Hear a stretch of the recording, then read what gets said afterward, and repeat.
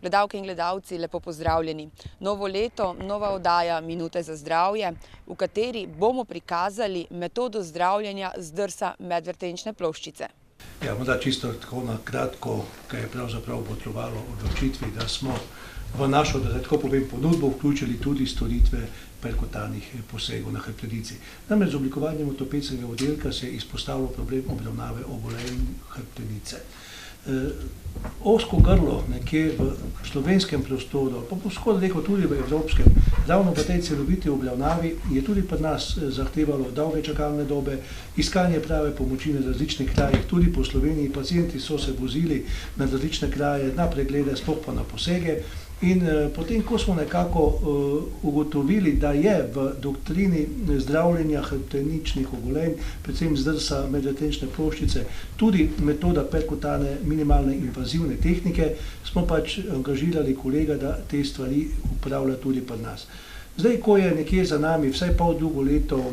res doslednega izvajanja teh postopkov, ko smo nekako tudi pristop, timsko sodelovanje, nadgrajevanje čist ozke ponudbe ortopedije, s tudi pravilno postavitvijo diagnoz in iskanje najprimernejših možnosti za vse te paciente pripeljali tako daleč, da imamo neke podatke, rezultate, bi tudi radi o tem spregovorili in vse to pač zastavili kot popotnico za leto, v katero smo vstopili, kjer si tudi v letošnjem letu obetamo vsaj nekje približno enako število, tam kakih 150 tudi perkutanih posegov na hrbtenici. Sama tehnika, predvsem pa rezultati, ki so za nas zelo pomembni, bo zdaj v nadaljevanju predstavljena. Dr. Kocijančič je ob tem zares predanem delu s pacienti pripravljen tudi malo preprosteje povedati, predstaviti poslušalcem, gledalcem, našim ljudem, predvsem samo dejavnost, kako se to izvaja, da tudi neke pomisleke, predsodke glede te metode razblinemo in damo čim bolj celovito informacijo. Tako da, dr. Kocijančiču, se zahvaljujem za res zgledno in dobro sodelovanje. Tukaj moram izpostaviti, da ta multidisciplinarni pristop se je spet izkazal kot res učinkovit in tako, kot ga želimo nadaljevati. Hvala lepa, Igor. To področje ni tako majhno. Jaz vam čisto tako pokazal, če je to res problem, bolečina v hrbtenici, velik problem, če vemo, da je skoraj 80% odraslih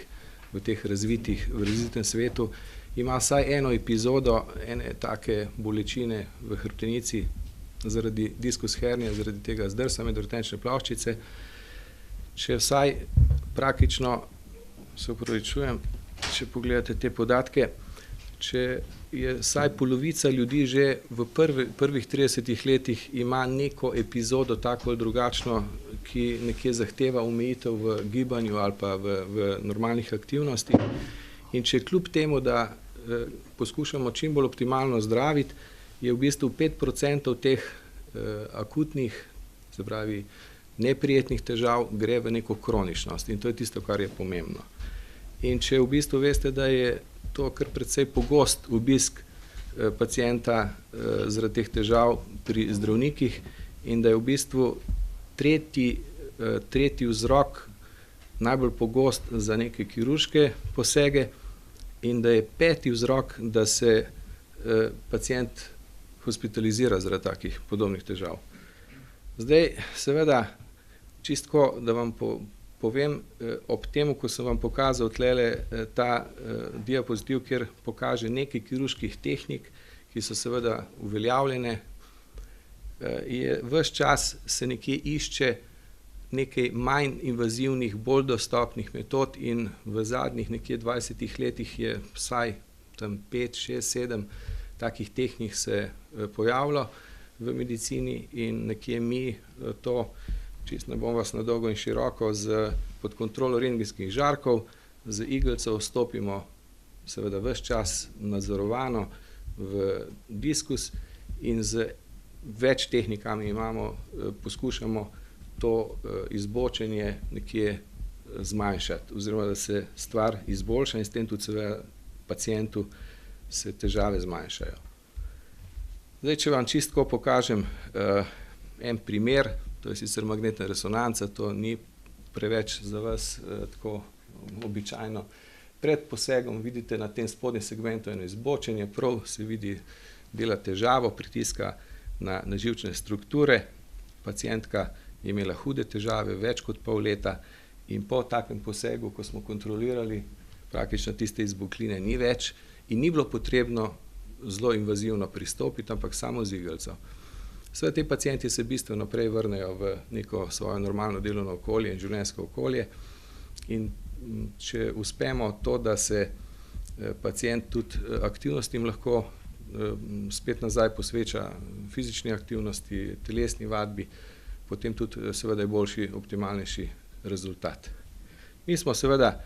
čisto na kratko, tako približno zgleda, imate monitorje, imate rentgenske žarke, z iglico vodimo, praktično vodimo do tega medvretenčnega diskusa in seveda potem iniciramo neko substanco ali povzročimo kakorkoli to, da se zmanjša ta pritisk noter v diskusu. Zdaj, jaz bi sam pokazal, da smo zajeli 123 pacientov, ki jih zdaj pripravljamo en članek, eno objavo. Vseh podatkov za vseh 123 pa smo videli, da nima vseh kontrol, tako da smo zajeli 25 pacientov, 54 moških pa 41, žensk starih med 25 pa 82, povprečno tam okrog 52 let in je večina teh nivojev zdravljenih je bilo v nivojih 4-5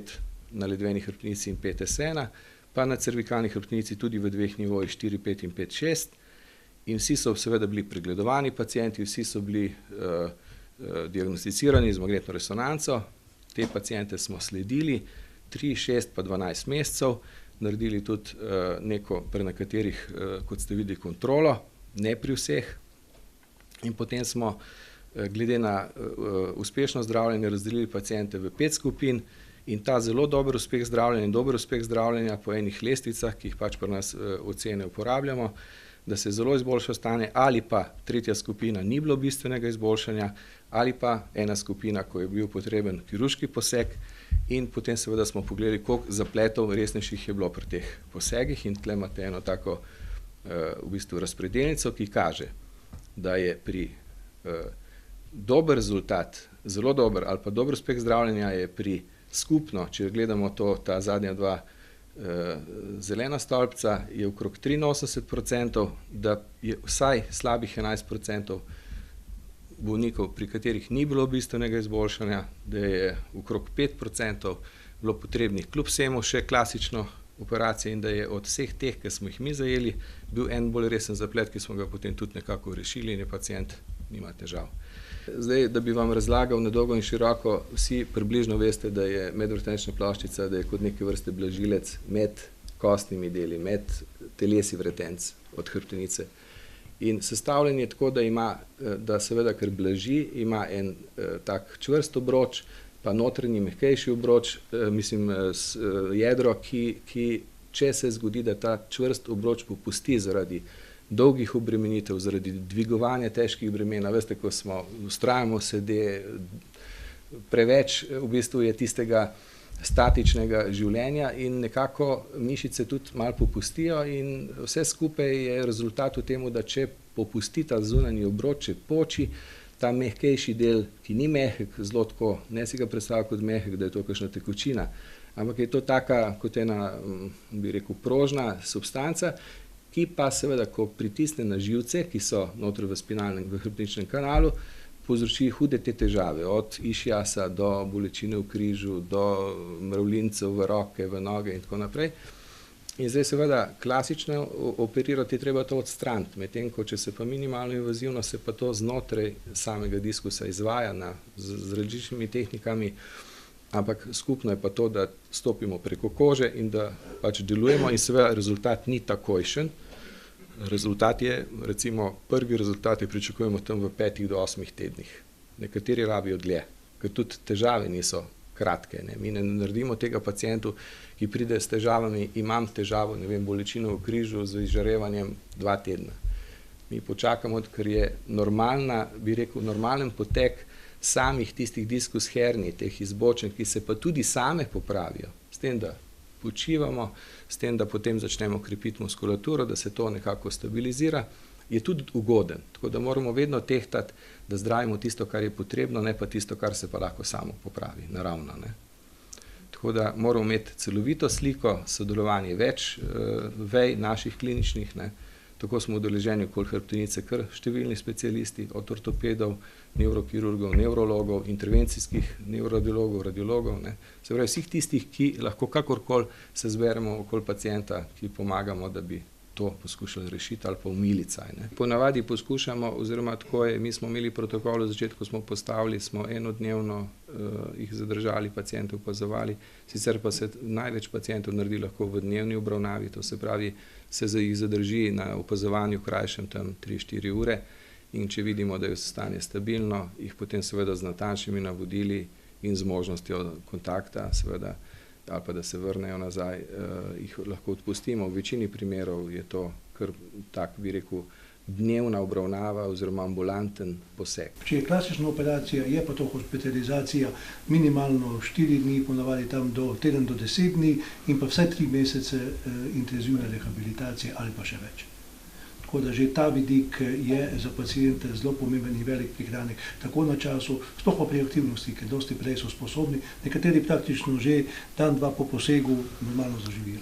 Gledalke in gledalci, torej kot smo slišali, omenjene težave prizadenejo okrog 80% vsega prebivalstva po svetu, zato upamo, da ste v današnji oddaji našli kakšne koristne informacije tudi zase. Hvala za pozornost in nasvidenje do prihodnjič.